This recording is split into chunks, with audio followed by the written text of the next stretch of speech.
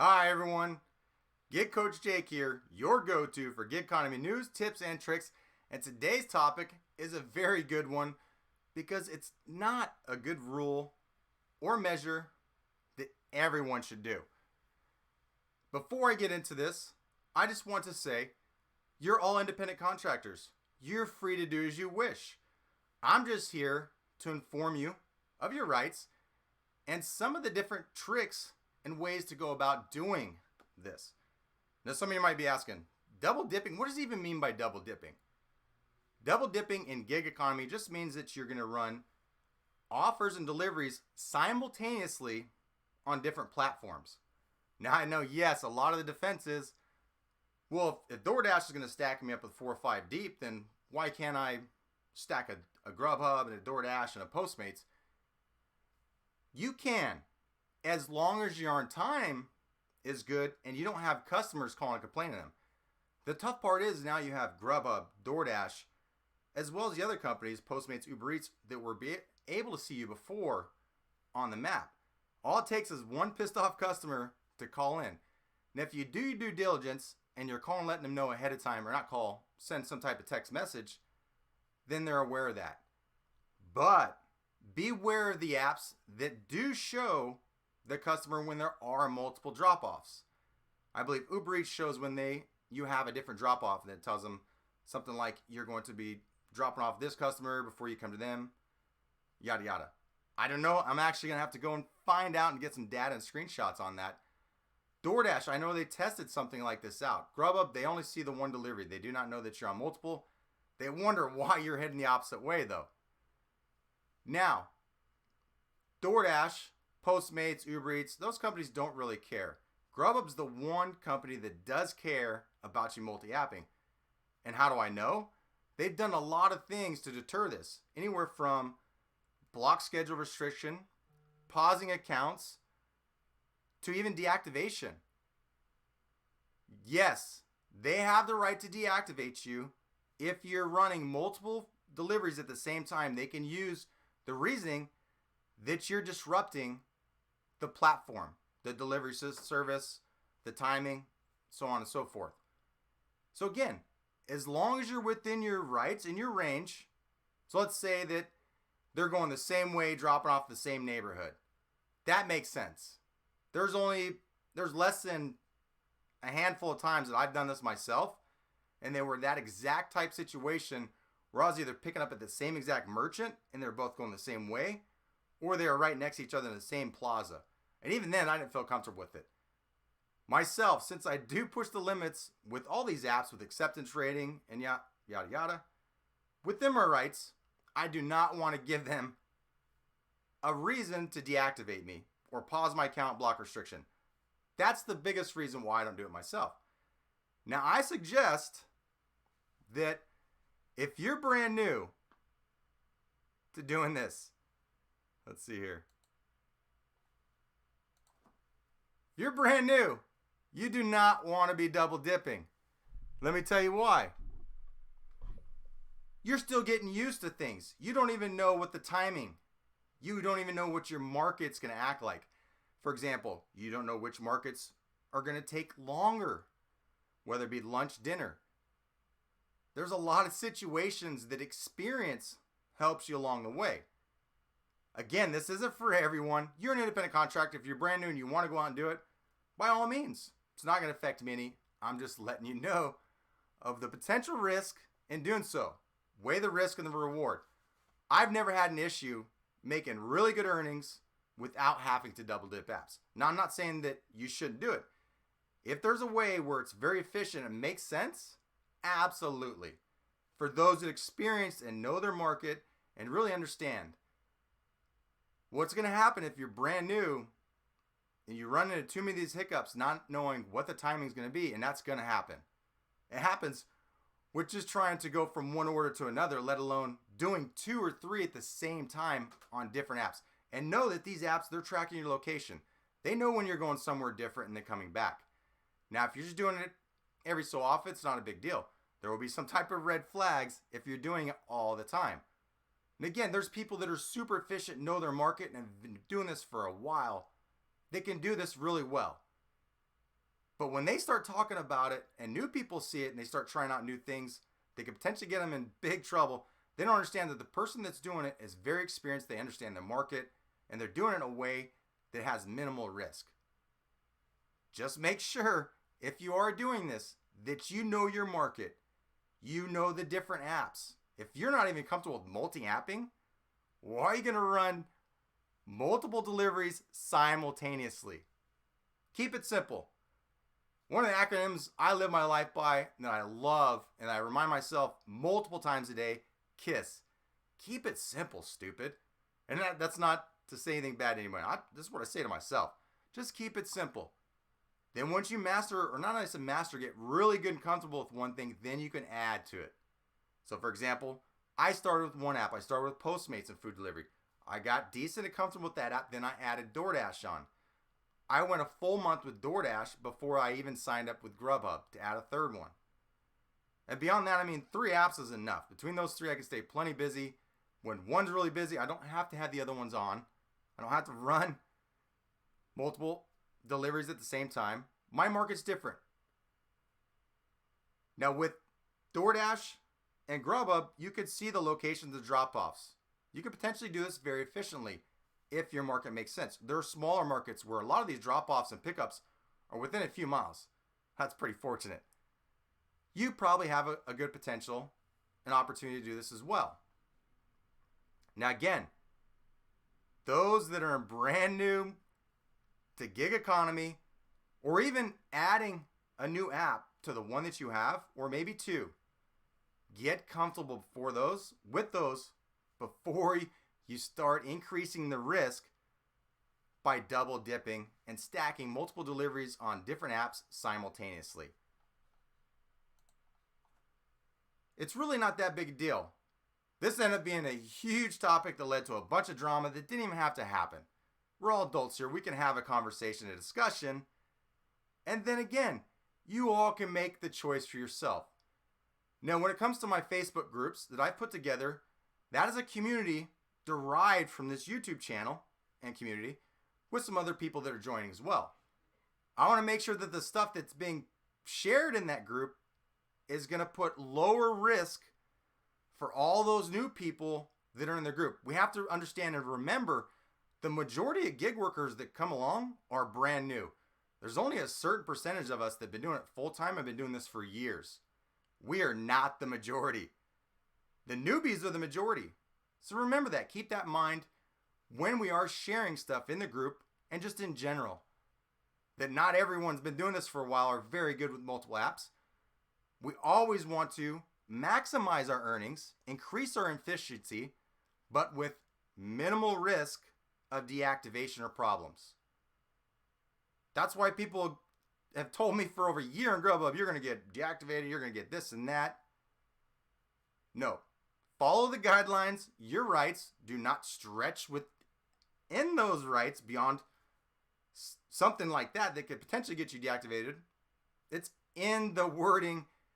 When they do a block restriction or something like that, there's terms in there, it's actually in the wording, and they talk about disrupting the platform and purposely delaying deliveries while on a block. Again, DoorDash, Postmates, these other apps, no big deal. They don't really care. GrubHub, which tends to be the one that a lot of you make the most money with and stay the busiest with, you don't want to lose. And they're the ones that are definitely going to do something. They force an employee relationship more than any gig company out there that I know, with all their tactics and games. With that being said, I hope this doesn't have to be a heated, dramatic topic.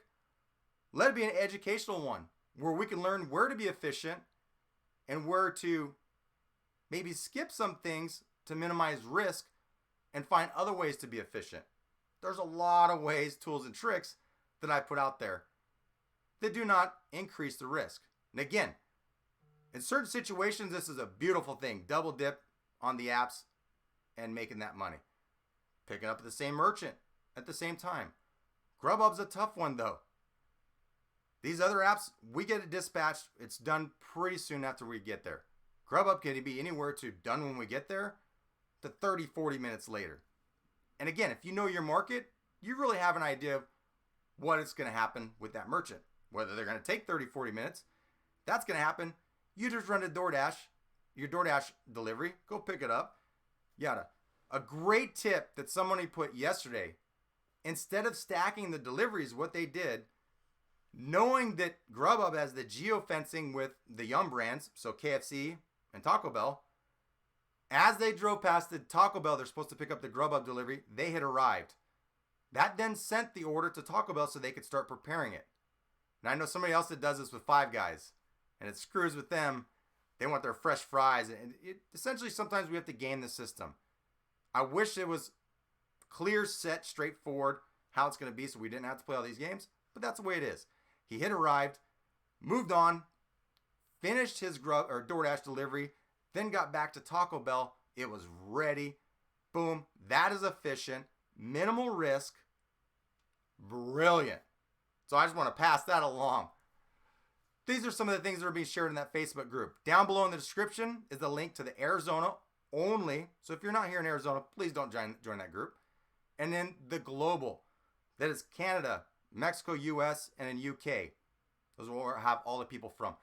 Please send me a message on my business page, Get Coach Jake Consulting, with proof. I want to see the map with your location on there for whatever app. It could be any one of them if you have several. And then I want to see the account page with your name and email tying you to the Facebook page. Just doing my best to keep the integrity of the group and keep all the trolls and any spies out of there. Yes, people that want him bad enough for that reason, they're going to get in. But a little bit of a turn also keeps those that don't really belong in the group out of it. They don't want to go through the trouble. So thank you and appreciate those that are going through the trouble to get into that Facebook group. It is well worth it. Now, for those that do not care for the discussion part of my live streams, I'm going to tell you right now, happy Friday. Thanks for tuning in.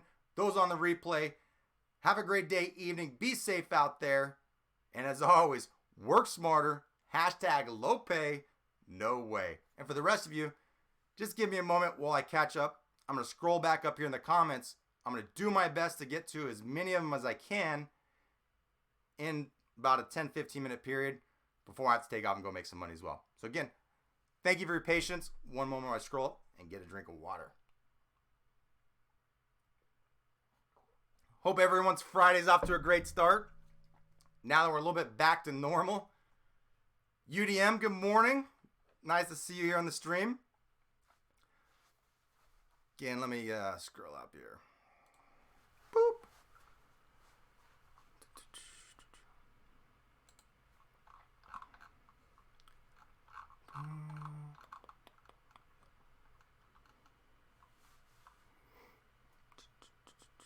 Matthew says, hashtag low pay, no way, just found out wife is pregnant today.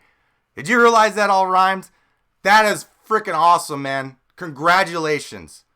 I can't wait for that day to have a child of my own. That is definitely a blessing. And those that are parents, you understand. It's a great thing. Super cool. Awesome. Congratulations. Everybody say congratulations to Matthew for those that are in a live chat. That is just a beautiful thing. Let me fix the screen here. Get off that. There we go. Boom. Phenomenal stuff. That's awesome. Who cares about making money? I love it.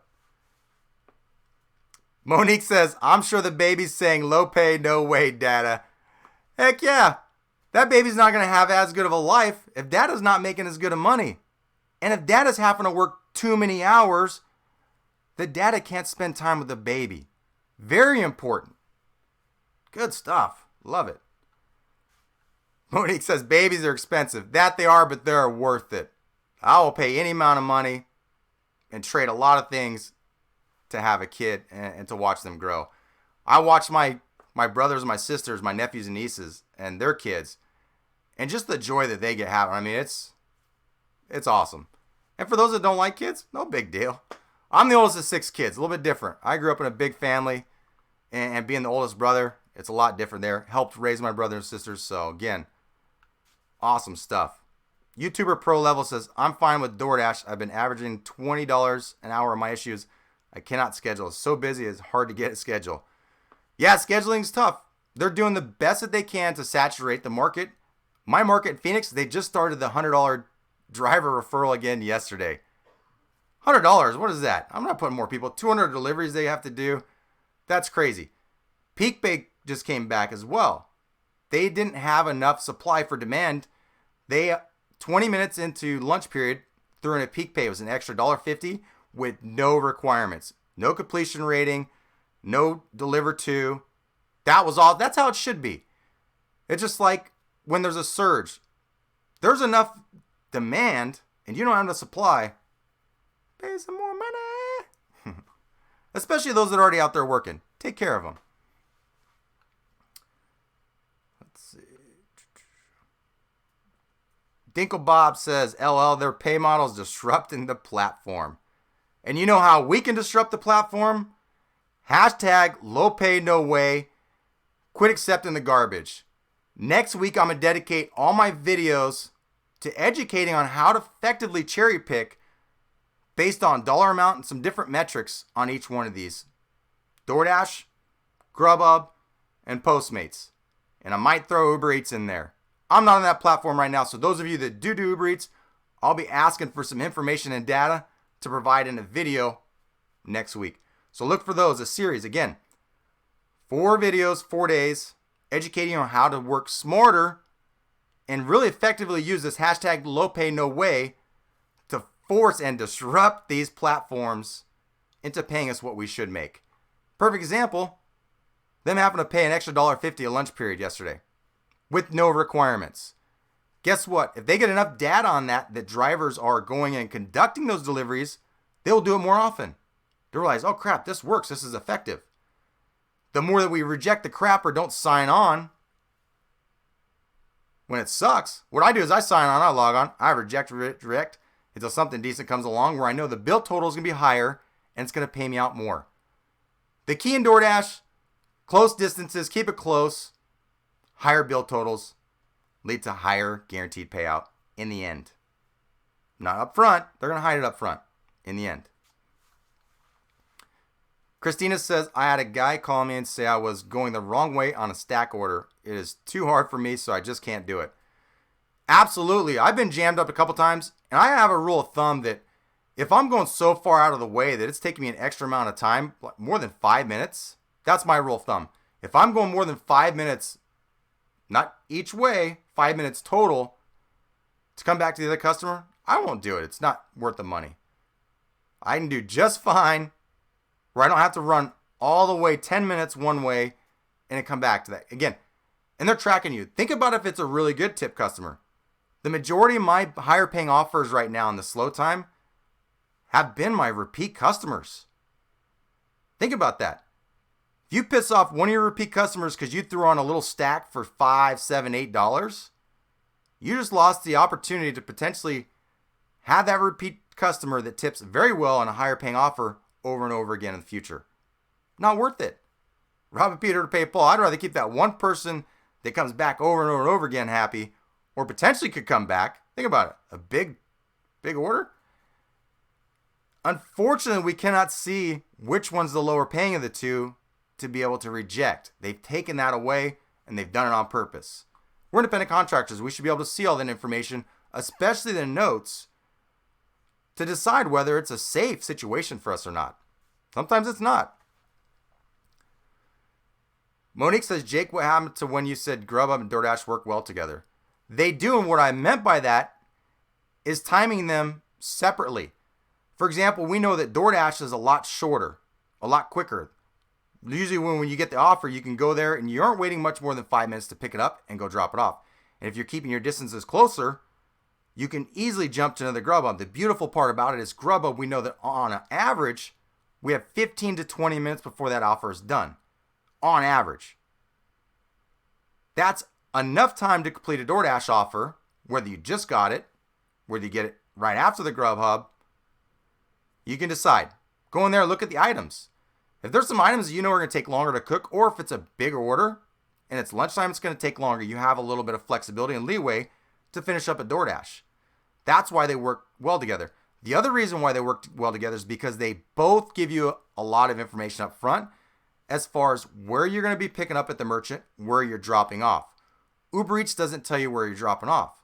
You actually have to go to the merchant, hit arrived, then you can see where the location, and you can use a cancellation. So for those that do Uber Eats, if you show up and it's going crazy far, you have the right to cancel. There's a cancellation rate for a period, for a reason. And you have a leeway. You have a cushion. You have more cushion, I believe, than you do on DoorDash. DoorDash is their completion rate, right? Their completion rate is the opposite. So 30% would be the equivalent of having a 70%, I believe, cancellation rate. I'm not as familiar with Uber. Somebody correct me if I'm wrong, and you know what I'm talking about. You have some room, some wiggle room there. So when you show up to an Uber Eats pickup and you had arrived and it's going crazy far or it's taking you out of the busy area and you have to drive all the way back, just cancel it. Move on. Trust me on that. Keep it simple, power choice, and use that bit of flexibility and leeway that you have. Right? Don't leave it up to chance. That is the one thing you can do with Uber Eats, and I'll go in that again in great detail next week when I do that video. But that's a great example of why DoorDash and GrubHub go great together. Postmates is another one. You could see the pickup and the drop off there if you use scooter mode. But I heard they're now starting to hide the items on scooter mode. You think they're watching videos and changing things? Absolutely. They've been doing this for a while. They see what we're putting out. It's this cat and mouse game. It always will be until they are regulated by the government. If you just sign on with these companies and let them control and have the power, this is never going to change. Ever. They need to be regulated. Sucks that we got to have the government step in, because we know what happens then. A little bit of things go in their favor. But these companies are making millions and billions of dollars while they exploit workers. Not cool. Can't have it. Richard says, I double dip every day and surprised I never got pause. Yeah, so if you're doing it effectively, you're not showing up late, you're not going clear out of the range in the area, absolutely you can do this and never have any issues. For sure. Is the risk there? Can you? Absolutely. GrubHub recently started giving timeouts, and now their newest thing, they're starting to, if you're not in this, looks like you're not in the service area, and they bump you off the block, and they mark you absent. Guess what happens in GrubHub when you're marked absent on a block? They can give you block restriction. I'll go into detail on this. What you need to do if that happens, you need to immediately call customer care, get driver care on the phone, make sure that you're showing up on the map, that the system recognizes you. All that does is validates that it's them and not your phone. If you're not showing up on their system, then you know, okay, it's my phone service. Maybe I need a new SIM card. I am in a bad service area. But you have to call immediately to customer care and get driver care and just find out. Get a signal check. See if you're showing up. And what happens, it's always happened with me. And again, this is happening recently in my market here in Phoenix, and just happened to somebody yesterday. She was pretty distraught, and it has happened multiple times during the peak dinner rush. Finally, she got on after she made those calls and sent the email to our driver specialist. So you need to do two things. Those that drive GrubHub, if it's saying you're in a bad network service area and you get bumped off the block and marked absent, call immediately. Check to make sure your service is good. Then you know it's there on their end. They're playing games. Record these conversations.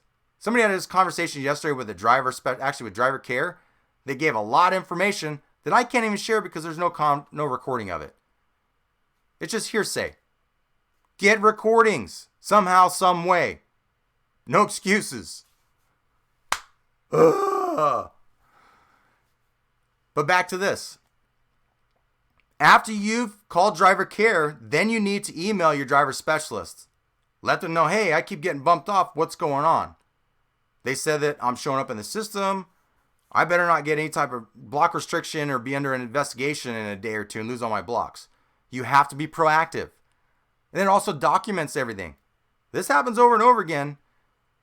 What I believe The timeouts, we were able to show there was some type of pattern. They watch these videos. I already know it. Employees from GrubHub have come on Reddit and said that they watch these videos. And the Facebook groups. They go into the Facebook forums as well. Then instead of doing the timeouts, they're doing it this way to knock people off a block, then eventually give you block restriction. And then you have no blocks at all. And we all know how hard it is to make good money on GrubHub without any blocks. Yes, you can get some good offers on block, but how many of you are making $750 to $1,000 a week off block on GrubHub? Yes, there's going to be some anomalies if you're in a huge market, New York City, Chicago, potentially. But for the most of us, 90% or more, you're screwed. And that's what they're setting us up for. And it's harder to track a pattern with that and nail them in a lawsuit. Now, the more that you can log things like a call to driver care, recorded, your email to driver specialist, document, cover your behind, document through writing and document through recording. I cannot stress that enough. Any interaction you have, whether it be customer care, driver specialist, whoever the heck, record and get documentation. If they're offering you extra $5-10 over the phone, let them know that you're recording that conversation. If you're in a two-party state, if you don't know, just go Google. Is my state one or two-party state? You'll find out. If you're in a two-party state, you must let them know you're recording at the beginning of the conversation. And I'll tell you what, just by doing that, it's amazing what it does. It changes their tune real quick to all of a sudden psychological mumble bumble to trick you into being an employee to, oh, you're an independent contractor. You're allowed to do, yeah, you can do whatever you want. Their tune completely changes.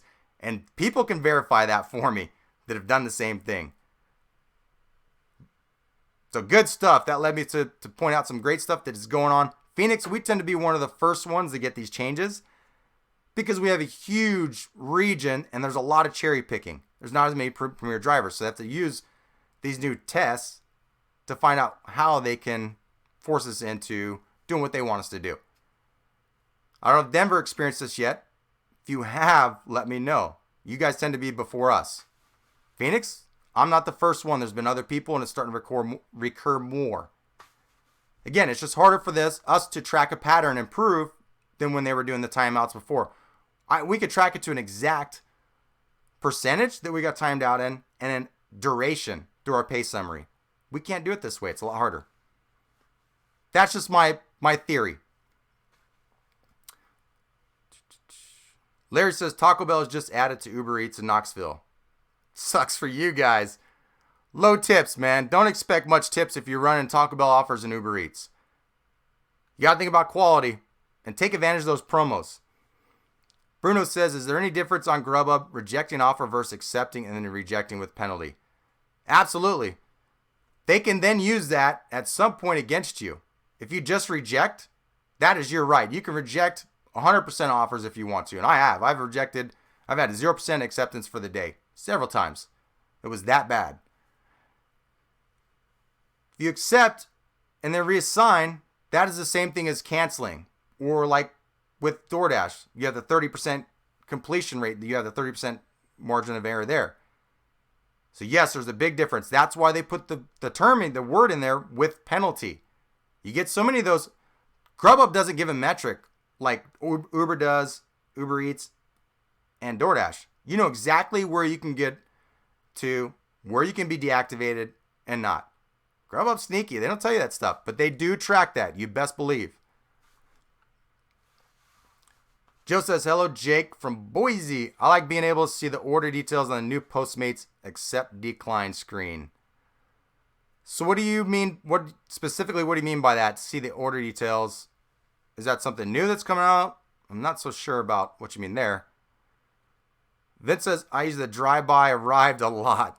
I can also hit arrived up to 2 blocks away from Taco Bell and KFC. Great point.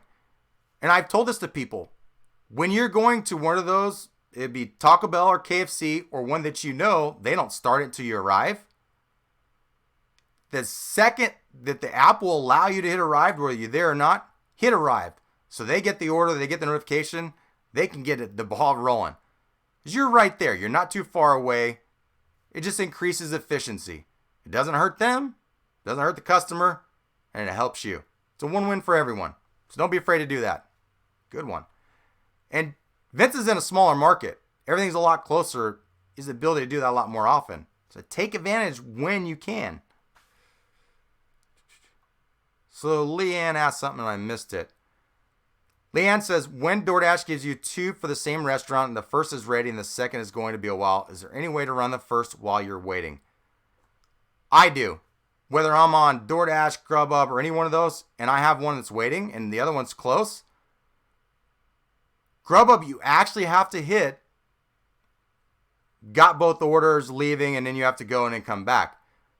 I will send a text to the other customer, letting them know, don't worry, I'm not running with your food in my car. It's being prepared. I'm dropping off while it's getting ready. So they have a heads up because they can track you on the app. DoorDash, you might have to do the same thing, picking up both and then move forward. GrubHub, you definitely want to do that because you want to get paid before somebody cancels.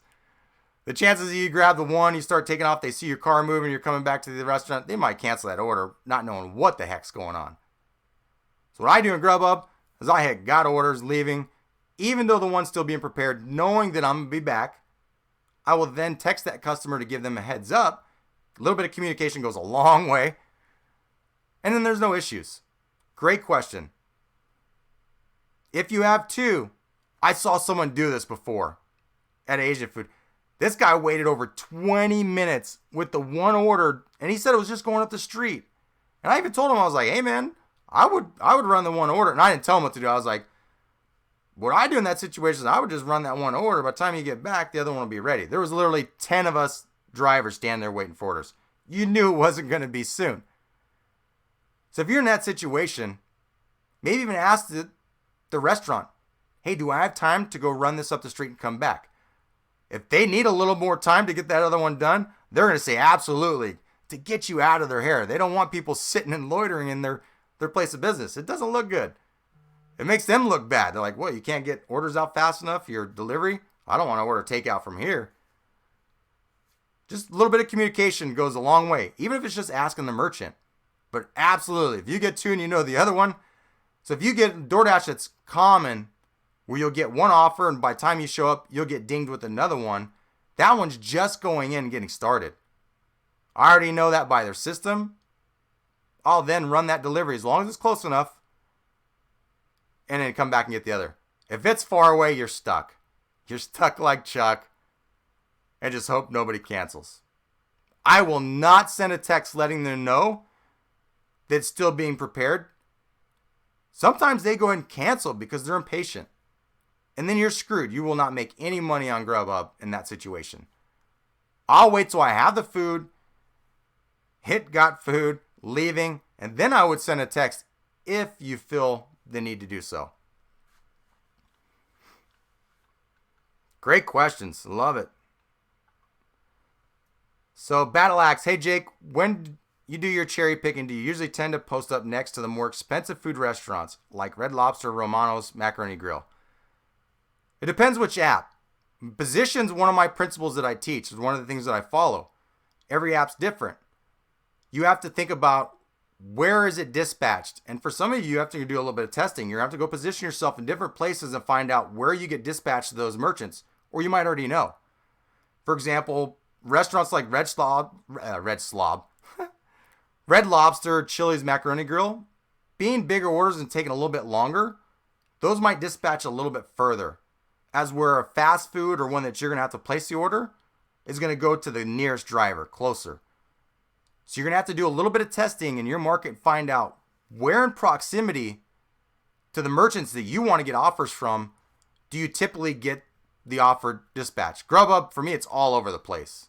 There's no rhyme or reason sometimes. DoorDash, there is a lot better patterns because there's a lot closer proximity and they're a quicker, more efficient system. You can figure that out and you can really hammer. That's a phenomenal question. I love it. Position, one of my principles. No matter what games they play, no matter what changes they make, principles do not change.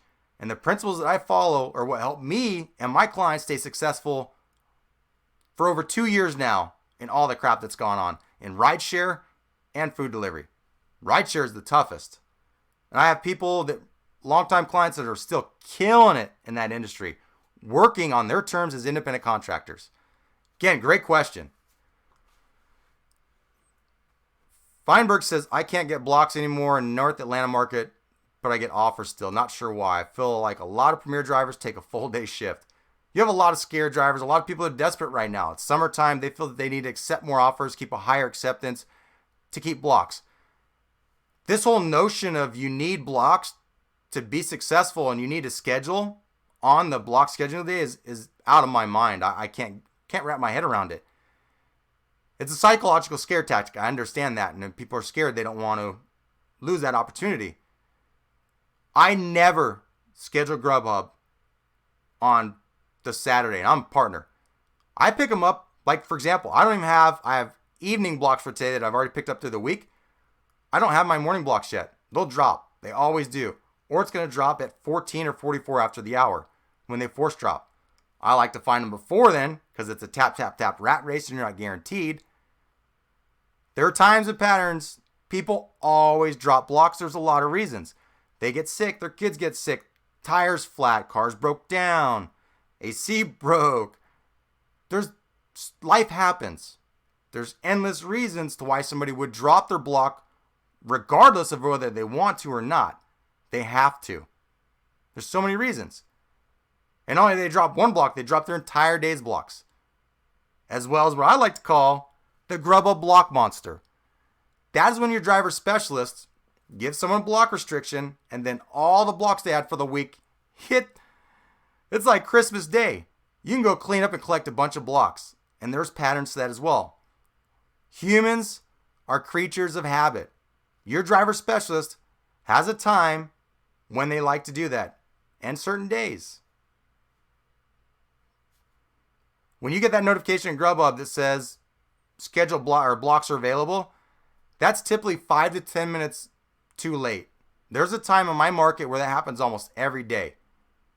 That right away told me that I need to be on that block looking a half an hour, 20 minutes before. And guess what? I started finding all those blocks they were talking about. If you wait till you get the notification, it's too late. Just found out yesterday with DoorDash. People were freaking out. They're like, I keep getting this. And it's funny because they're putting posted screenshots, and I understand why. They're getting alerts from DoorDash saying that it's really busy in their market to dash now. You go on there and everything's grayed out. Be patient. I waited like 10, 20 seconds and it opened up. We have such a tendency to go on and so quick that we just have to give a moment, myself included. I've been working so hard on taking a moment, allowing things before I get too revved up and excited. We all have that tendency. So DoorDash, what I'm thinking is either they're sending it out beforehand, so people, when they do open the app, it opens up. Unlike GrubHub, where they're ass backwards. By the time you get the notification, it's gone. Or it could be like GrubHub. By the time you get that notification, it was already taken. It's basically when a spot opens up and somebody takes it, it goes back to gray. Keep looking. And not only looking at the map, look in the schedule. I could tell you how many times I looked at that schedule. I'll keep looking. I'll go nothing, then a 30-minute dash. A 30-minute dash you can extend.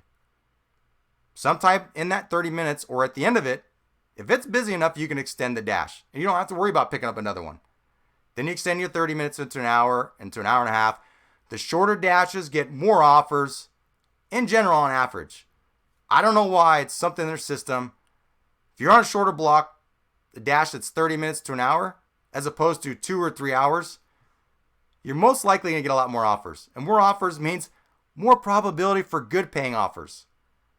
Hashtag low pay, no way is a lot easier when you see a lot more offers to filter through to find the good stuff, right? Now, speaking of Joe, Drive For You Idaho, he did a piece on this and his own data collection to prove that when you're in those shorter dashes, you get more offers. So, Joe, you can speak to that yourself as far as the evidence you found on that. If you're on longer scheduled blocks and you're not seeing many offers, that might be why. Try doing a shorter dash and then extending it. You have to test different things out. You'd be surprised what you find. I love testing theories and different things. That's how I find a lot of the tricks that I do. I don't always find them in these videos. I don't watch a lot of YouTube. I don't have much attention span to watch YouTube videos. It's tough for me. I don't know how you all do it. Hats off. I don't watch much TV either. But a lot of stuff that I've learned, I've found out myself. And come to find out, it's stuff that's shared on the internet. Where I'm like, crap, if I don't want to watch that YouTube video, I would have learned. Learn the hard way. Hopefully I'm here sharing it with all of you to help you all out. A few more questions and I'm going to bounce off here. It's almost 10 o'clock. Again, I know between 10 and 11 o'clock, blocks for the times that I want are just going to come available. The other way, if it's busier than they expected, they will add blocks. Just some ways to get around that thinking of, if I can't schedule on Thursday, Friday, Saturday, I can't get blocks and I won't be able to work and make money. No, that is absurd. That's baloney. Andrew asks, do you like the Amazon Flex program? I hate the amount of miles and the chance and the randomness of it. I don't like that. I like the opportunities with with the Whole Foods, with the Prime Now, and hopefully buying out GrubHub. I love the Amazon restaurants. That's the biggest reason why I signed up for Amazon Flex.